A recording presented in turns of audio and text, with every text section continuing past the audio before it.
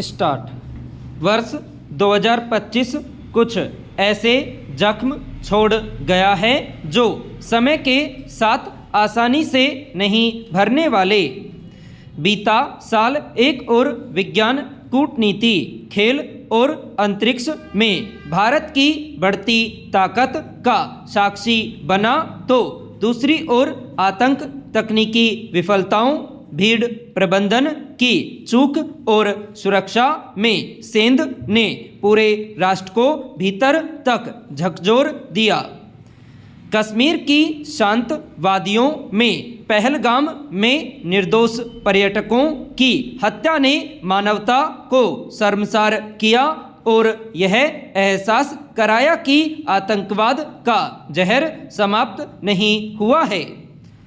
लाल किला के पास विस्फोट यह बताने के लिए काफ़ी था कि खतरे केवल सीमाओं से नहीं बल्कि समाज के भीतर छिपे षड्यंत्रों से भी पैदा होते हैं।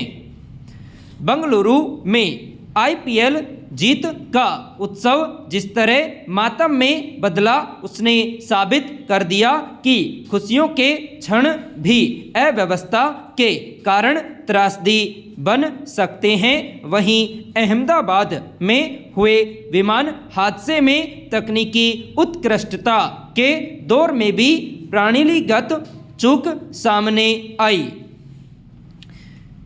सवाल है कि क्या हम केवल प्रतिक्रिया देने वाला समाज बनकर रह गए हैं या समय रहते सीख लेकर भविष्य को सुरक्षित बनाने की इच्छा शक्ति भी रखते हैं। पैरा। अरावली पर्वतमाला वैधानिक रूप से आरक्षित वन घोषित है। यह आज भी जैव विविधता से भरपूर और वन्य जीवों का सुरक्षित आश्रय बनी हुई है, मगर दुर्भाग्यवश इस पर्वत श्रृंखला का अधिकांश भाग संरक्षित वन की श्रेणी में रखा गया है, जहां इसकी वानस्पतिक क्षमता, वन घनत्व और पारिस्थितिकी गुणवत्ता कमजोर होती चली गई है। दरअसल संरक्षित वन के रूप में घोषित इन क्षेत्रों में संरक्षण और संवर्धन की गंभीर आवश्यकता है, न कि प्रयोग और दोहन की। विशेष रूप से हरियाणा और दिल्ली NCR क्षेत्र में अरावली पर्वत के साथ जिस प्रकार उपयोग के अनुसार समय समय पर अधिसूचनाएं जारी की गई, उसने इसे दोहन की वस्तु बना दिया है। खनन, निर्माण, अवैध बसावट और विकास के नाम पर इसके प्राकृतिक स्वरूप को लगातार क्षति पहुंचाई है। अरावली को उसके मूल पारिस्थितिकी स्वरूप में बनाए रखने के लिए इसका संरक्षण विकल्प नहीं बल्कि अनिवार्य दायित्व होना चाहिए। पैरा। उन्नाव प्रकरण में सुप्रीम कोर्ट का हालिया फैसला केवल एक मामले तक सीमित नहीं है, बल्कि यह पूरे समाज और शासन तंत्र के लिए एक स्पष्ट संदेश है। शीर्ष न्यायालय ने रेखांकित किया है कि कानून के सामने कोई भी व्यक्ति, चाहे वह कितना ही प्रभावशाली क्यों न हो, जवाबदेही से बच नहीं सकता। इस फैसले ने एक बार फिर यह साबित किया है कि पीड़ित को न्याय दिलाने में देरी स्वयं अन्याय के समान है। अदालत की सख्त टिप्पणियां दर्शाती हैं कि सत्ता, पद और राजनीतिक प्रभाव न्याय की राह में बाधा नहीं बनने चाहिए। ऐसे संवेदनशील मामलों में निष्पक्ष जांच, गवाहों की सुरक्षा और पीड़ित को समयबद्ध राहत अत्यंत आवश्यक है। यह निर्णय केवल दंडात्मक नहीं बल्कि निवारक संदेश भी देता है। यदि कानून का डर और न्याय की गति बनी रहे तो ऐसे अपराधों पर अंकुश लगाया जा सकता है। अदालत का यह रुख आम नागरिकों के न्याय प्रणाली में विश्वास को मजबूत करता है। पैरा। वैज्ञानिक अध्ययनों के अनुसार वैश्विक ताप खतरनाक गति से बढ़ रहा है। यदि यही स्थिति लगातार बनी रही तो 21वीं सदी के अंत तक वैश्विक तापमान में लगभग 6 डिग्री सेल्सियस की बढ़ोतरी हो सकती है। आज हाल यह है कि जलवायु परिवर्तन का असर हिमालयी ग्लेशियरों पर पड़ रहा है। प्राकृतिक संसाधनों के अंधाधुंध दोहन कर हमने विनाश की भूमिका स्वयं ही लिखी है। परिणाम स्वरूप हिमनद पिघल रही हैं, अत्यधिक वर्षा हो रही है तो कभी बादल फट रहे हैं।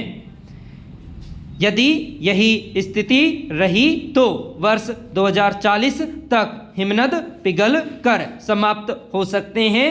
हिमनदों के पिघलने से रोकने के लिए ग्रीन हाउस गैसों के उत्सर्जन में कमी तथा प्राकृतिक संसाधनों के विवेकपूर्ण उपयोग और प्रकृति के बीच संतुलन आवश्यक है। पैरा। सबसे बड़ी विडंबना क्या होगी कि कोई विद्यार्थी अपना भविष्य बेहतर बनाने के सपनों के साथ किसी कॉलेज में दाखिला लें और वहां परिचित के नाम पर होने वाली प्रताड़ना की वजह से उसकी जान चली जाए। उच्च शिक्षण संस्थानों में किसी भी तरह की रैगिंग के चलन पर पाबंदी है, लेकिन आज भी इसके बहाने अलग अलग रूप में विद्यार्थियों को जानलेवा शक्ल में प्रताड़ित किए जाने की घटनाएं अक्सर सामने आती रहती है। हिमाचल प्रदेश में एक छात्रा के साथ रैगिंग का जैसा मामला सामने आया है, उससे फिर यह सवाल उठा है कि किसी भी रूप में इस चलन का जारी रहना शिक्षा से लेकर समाज तक के कितने हित में है। साथ ही तमाम सख्ती के बावजूद आज भी इस पर रोक क्यों नहीं लग सकी है। गौरतलब है कि धर्मशाला स्थित एक कॉलेज की 3 छात्राओं के खिलाफ रैगिंग और मारपीट जबकि एक प्रोफेसर के विरुद्ध पीड़ित छात्रा के यौन उत्पीड़न के आरोप के मामले दर्ज हैं। दर्ज मामले के मुताबिक बीते 18 सितंबर को पिटाई और प्रताड़ना की वजह से पीड़ित छात्रा की हालत बिगड़ गई और इलाज के दौरान 26 दिसंबर को उसकी मौत हो गई। पैरा।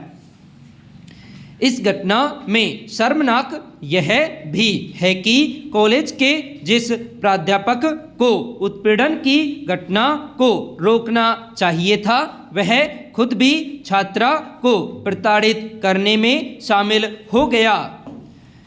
इस घटना में संस्थान भी कटघरे में है क्योंकि वहां का प्रबंधन रैगिंग के नाम पर होने वाली ऐसी हरकतों पर लगाम लगाने का नाकाम रहा। हिमाचल प्रदेश में यह कोई पहली घटना नहीं है जिसमें किसी विद्यार्थी को रैगिंग की वजह से जानलेवा हद तक यातना दी गई। करीब 1.5 दशक पहले राज्य में कांगड़ा के एक कॉलेज में मेडिकल पाठ्यक्रम के प्रथम वर्ष के छात्र अमन काचरू के साथ वहीं के 4 वरिष्ठ छात्रों ने रैगिंग के दौरान मारपीट की थी, जिसके बाद उसकी जान चली गई थी। ऐसी कई घटनाओं के जैसे त्रासद नतीजे सामने आए, उससे एक व्यापक बहस खड़ी हुई कि उच्च शिक्षण संस्थानों में नवागंतु विद्यार्थियों की रैगिंग को क्यों नहीं तुरंत खत्म किया जाना चाहिए। इसी क्रम में कानून के तहत शिक्षण संस्थानों में रैगिंग पर प्रतिबंध लगाए गए और खुद सुप्रीम कोर्ट ने साफ शब्दों में कहा कि अगर शिक्षण संस्थानों में रैगिंग की किसी भी तरह की कोई घटना होती है तो इसकी जिम्मेदारी संस्थान के प्रमुख पर होगी।